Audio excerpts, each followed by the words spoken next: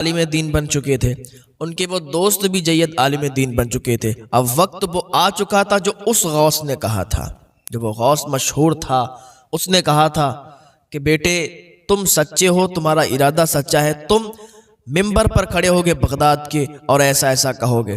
تو وہ وقت بھی آ گیا کہ حضور غوث پاک رضی اللہ تعالیٰ عنہ بغداد کے ممبر پر کھڑے ہوئے اور کہا تھا، آپ نے فرمایا تھا کہ میرا قدم تمام اولیاء کی گردنوں پر ہے۔ تو تمام اولیاء اپنی اپنی گردنوں کو جھکا لیا، اور یہ حضور غوث پاک رضی اللہ تعالیٰ عنہ کے ابھی طالب علمی کا زمانہ ہے اور آپ کے دو دوست ہیں آپ کے ساتھ۔ تو اس ٹائم بغداد کے اندر ایک غوث کے نام سے بہت مشہور انسان تھا، وہ اللہ کا ولی تھا، لوگ اس کے پاس آتے تھے، وہ جب چاہتا تھا حاضر ہو جاتا تھا اور جب چاہتا تھا غائب ہو جاتا تھا۔ تو ایک دن حضور غوث پاک رضی اللہ تعالیٰ عنہ نے ان دونوں دوستوں سے کہا چلو ان سے ملاقات کر کے آتے ہیں۔ تو ایک دوست نے کہا کہ میں ایسا سوال کروں گا کہ وہ لاجواب ہو جائیں گے، میرے سوال کا جواب نہیں دے پائیں گے۔ دوسرے نے کہا ہاں مجھے بھی ایسا ہی ارادہ ہے، میں بھی ان سے ایک سوال کروں گا اور ان کو لاجواب کر دوں گا۔ لیکن حضور غوث پاک فرماتے ہیں میں تو صرف ان سے ملنا چاہتا ہوں، میرا تو بس ملنے کا ارادہ ہے، کوئی سوال جواب کا ارادہ نہیں ہے، بس میں تو بس ایسی ہستی ہے کہ خود ظاہر ہوتے ہیں خود غائب ہو جاتے ہیں، اللہ کے نیک بندے ہیں، ملاقات کرنے کا دل ہو رہا ہے ملاقات کر کے چلاؤں گا۔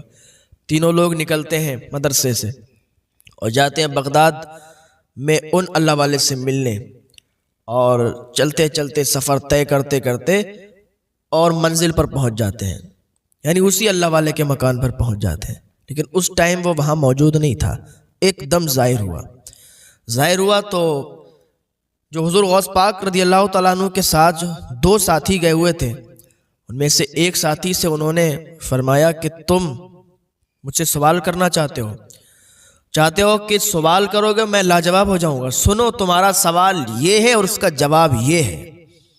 سوال بھی بتا دیا اور جواب بھی بتا دیا، اور کہا سنو میں تمہارے اندر کفر کی علامتیں دیکھ رہا ہوں، میں تمہارے اندر کفر دیکھ رہا ہوں۔ اتنا کہا اور دوسرے والے کی طرف آپ نے دیکھا اور کہا تو کیا کہتا تھا کہ میں سوال کروں گا لاجواب کر دوں گا؟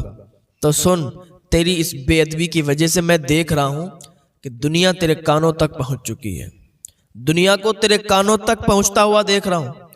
اتنا کہا پھر حضور غوث پاک کی طرف دیکھا اور کہا بیٹے میں دیکھ رہا ہوں کہ تم ایک دن ممبر پر کھڑے ہوگے اور تقریر کر رہے ہوگے، باز کر رہے ہوگے اور یہ اعلان کرو گے کہ میرا قدم تمام اولیاء گردنوں پر ہے، اور سارے ولی اپنی اپنی گردنوں کو جھکا لیں گے، میں دیکھ رہا ہوں۔ حضور غوث پاک رضی اللہ تعالیٰ عنہ اور ان کے دونوں ساتھی وہ واپس چلے آئے مدرسے میں۔ وقت گزرتا جا رہا تھا، تینوں ساتھی محنت کر رہے تھے، مدرسے میں پڑھائی کر رہے تھے، حضور غوث پاک رضی اللہ تعالیٰ عنہ بھی پڑھ گئے اور وہ دونوں جو ساتھی تھے وہ بھی پڑھ کر اچھے عالم ہوئے۔ وقت دھیرے دھیرے گزر رہا تھا، ادھر حضور غوث پاک رضی اللہ تعالیٰ عنہ بھی ایک جید عالم دین بن چکے تھے، ان کے وہ دوست بھی جید عالم دین بن چکے تھے۔ اب وقت وہ آ چکا تھا جو اس غوث نے کہا تھا، جو وہ غوث مشہور تھا، اس نے کہا تھا کہ بیٹے تم سچے ہو، تمہارا ارادہ سچا ہے، تم ممبر پر کھڑے ہوگے بغداد کے اور ایسا ایسا کہو گے۔ تو وہ وقت بھی آ گیا کہ حضور غوث پاک رضی اللہ تعالیٰ عنہ بغداد کے ممبر پر کھڑے ہوئے اور کہا تھا، آپ نے فرمایا تھا کہ میرا قدم تمام اولیاء کی گردنوں پر ہے۔ تو تمام اولیاء اپنی اپنی گردنوں کو جھکا لیا، اور یہ بات حقیقت ہے۔ حضرت سیدنا جنید بغدادی رضی اللہ تعالیٰ عنہ ممبر پر کھڑے تھے، خطبہ پڑھ رہے تھے کہ ایک دم آپ نے اپنے سر کو جھکایا اور کہا میری بھی گردن پر، میری بھی گردن پر۔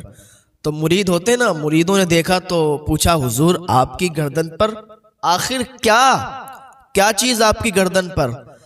تو حضور جنید بغدادی رضی اللہ تعالیٰ عنہ فرماتے ہیں کہ ابھی مجھے الہام ہوا اللہ رب العزت کی جانب سے، اور بتایا گیا کہ ایک ایسا ولی آنے والا ہے، ایک ایسا اللہ ولی پیدا کرے گا کہ جو بغداد کے ممبر پر کھڑے ہو کر یہ کہے گا، ابھی غوث پاک آئے نہیں ہے پر دھوم مچی ہوئی ہے، کہتے ہیں وہ ایسا ولی آئے گا کہ جو تمام ولیوں کا سردار ہوگا، جیسے نبیوں میں میرے آقا صلی اللہ تعالیٰ علیہ وسلم کا مرتبہ ہے ویسے ولیوں میں اس کا مرتبہ ہوگا۔ جنید بغدادی فرماتے ہیں کہ میں نے اپنی گردن اس لیے جھکائی کیونکہ مجھے ابھی معلوم چلا کہ بغداد شریف میں ایک ایسا ولی آئے گا جو بغداد شریف کے منبر پر کھڑا ہو کر کہے گا میرا قدم تمام اولیاء گردنوں پر ہے۔ تو میں نے عرض کیا مولا وہ کہے گا تب کہے گا، لیکن جنید ابھی اپنی گردن کو جھکاتا ہے اور کہتا ہے میری بھی گردن پر۔ سبحان اللہ، ابھی آئے نہیں حضور غوث پاک، پر چرچے چل رہے ہیں، ذکر چل رہا ہے، یہ حضور غوث پاک کی شان ہے۔ تو میں عرض کر رہا تھا کہ وقت آ چکا تھا کہ آپ بغداد کے منبر پر کھڑے ہو کر کہتے ہیں، تو اس غوث کی یہ بات سچ ہوئی۔ اس غوث نے دو باتیں اور کہی تھیں آپ کے دوستوں کے متعلق۔ ایک نے جو کہا تھا کہ میں ان سے سوال کروں گا اللہ جواب کر دوں گا، سب سے پہلے والے نے تو بات انہوں نے کہی تھی کہ تیرے اندر میں دیکھ رہا ہوں کفر کی جھلکیاں دیکھ رہا ہوں۔ تو کیا ہوا کہ اپنے وقت کا جید عالم بنا، بہت بڑا عالم بنا، یہاں تک کہ بادشاہ روم نے اسے اپنے قریب کر لیا۔ بادشاہ روم اس کو اپنے پاس بٹھانے لگا، اس کی عزت بہت کرنے لگا، تعظیم بہت کرنے لگا، یہاں تک کہ اس نے لوگوں کو چیلنج کرنا شروع کر دیا، لوگوں سے مناظرے کرنا شروع کر دیا، ایک اچھی خاصی عزت کمائی، مناظرے بھی جیتنے لگا۔ بادشاہ روم کو اس پر بہت بھروسہ ہو گیا، وہیں کی ایک لڑکی پر اس کا دل آ گیا۔ تو بادشاہ روم سے کہنے لگا کہ حضور میری اس کے ساتھ آپ شادی کروا دیجئے، میں اس سے بڑا پیار کرنے لگا ہوں۔ تو بادشاہ روم نے کہا اچھا اگر تو اس سے شادی کرنا چاہتا ہے تو عیسائی دھرم قبول کر لے۔ اس نے عیسائی دھرم قبول کر لیا اور کفر کے دلدل میں پھنس گیا۔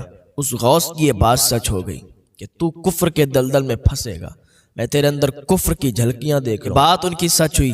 اب دوسرے والے کی طرف آئیے، دوسرے والے کے لیے بھی انہوں نے فرمایا تھا کہ میں دنیا کو تیرے کانوں کی طرف دیکھ رہا ہوں، میں تیرے کانوں کے نیچے دنیا کو دیکھ رہا ہوں۔ اس نے بھی بڑی عزت کمائی، بڑا رتبہ، اور اتنی عزت کمائی کہ ادھر باز کیا، ادھر تقریر کی، ادھر ادھر مشہور ہو کے، اور اتنا رتبہ کما لیا کہ نور الدین زنگی نے اسے حاکم بنا دیا۔ نور الدین زنگی نے اس کی اتنی عزت کی، اپنے پاس بٹھایا اور اپنے بعد اسے حاکم بنا دیا۔ یہ حاکم بن گیا، بادشاہ بن گیا، دنیا اس پر ٹوٹ پڑی، یہ دنیا کے کاموں میں لگ گیا، یعنی دنیا میں گم ہو گیا۔ تو اس غوث کی یہ بات بھی سچ ہو گئی کہ دنیا تیرے کانوں کے نیچے، یہ بات بھی سچ ہو گئی۔ حضور غوث پاک کی شان نرالی ہے۔ حضور غوث پاک رضی اللہ تعالیٰ عنہ کی سیرت تو پڑھیں آپ۔ حضور غوث پاک رضی اللہ تعالیٰ عنہ پر ایسا بھی وقت آیا کہ 1 سال تک آپ نے کھانا نہیں کھایا، 1 سال تک آپ نے پتے کھائے ہیں، اور 1 سال ایسا آیا کہ آپ نے اپنے رب سے وعدہ کیا، اللہ رب العزت سے وعدہ کیا، اے مالک، اے پروردگار، جب تک تو نہیں کھلائے گا، جب تک عبد القادر کھائے گا نہیں، تو کھلائے گا تو کھائے گا، تو پلائے گا تو پیے گا۔ یہاں تک کہ آپ نے نہ کھایا نہ پیا، 1 دن گزرا، 2 دن گزرے، 3 دن گزرے، 10، 15، 20، یہاں تک کہ 40 یا اس سے کچھ کم یا زائد دن گزرے تو حضرت خضر علیہ السلام آئے۔ غوث پاک نے کچھ نہیں کھایا نہ کچھ پیا۔ خضر علیہ السلام آئے، کہا عبد القادر یہ کھا لو، کچھ کھانا ہے، پانی ہے۔ تو حضور غوث پاک نے کہا نہیں، جب تک میرا رب نہیں کھلائے گا جب تک نہیں کھاؤں گا۔ تو خضر علیہ السلام نے کہا یہ تمہارے رب نے ہی تو بھیجا ہے۔ تو اعلیٰ حضرت کی نظر جب اس پر پڑی تو فرماتے ہیں قسم دے دے کے کھلاتا ہے پلاتا ہے تجھے، پیارا اللہ تیرا چاہنے والا تیرا۔